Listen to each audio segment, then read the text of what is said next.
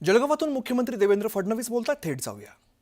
त्या निमित्ताने देशाचे प्रधानमंत्री माननीय नरेंद्र मोदीजी यांनी या ठिकाणी सांगितलं की देशभरामध्ये जेवढे जनजातीय नायक आहेत, या देशाच्या स्वातंत्र्यामध्ये या देशाला गुलामगिरीतनं बाहेर काढण्याकरता ज्यांनी लढा दिला, ज्यांनी या ठिकाणी मोठ्या प्रमाणात बलिदान दिलं, अशा सगळ्यांना शोधून त्यांचा इतिहासाचं लेखन करा आणि प्रत्येक जिल्ह्यामध्ये त्यांचं इतिहासासहित प्रदर्शन लावा आणि नवीन पिढीला कळू द्या की आपल्याकरता लढणारे हे जनजातीय नायक कोण होते की ज्यांना आपण विसरलेलो आहोत.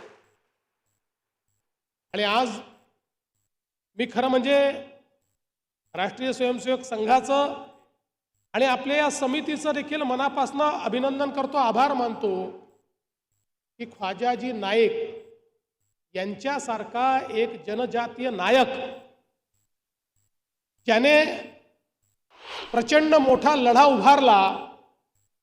मगाशी शरदरावांनी सांगितलं तसं खरं म्हणजे इंग्रजांची नोकरी करत असताना अन्याय झाला आणि त्यातनं इंग्रजांचं अन्याय रूप पाहिल्यानंतर या इंग्रजांच्या विरुद्धात आपल्याला बंड पुकारायचं आहे, अशा प्रकारच्या विचाराने 1857चं समर ज्यावेळेस सुरू झालं त्यावेळेस 1857च्या समराचा एक नायक म्हणून ख्वाजाजी नाईक यांच्याकडे आपण पाहू शकतो.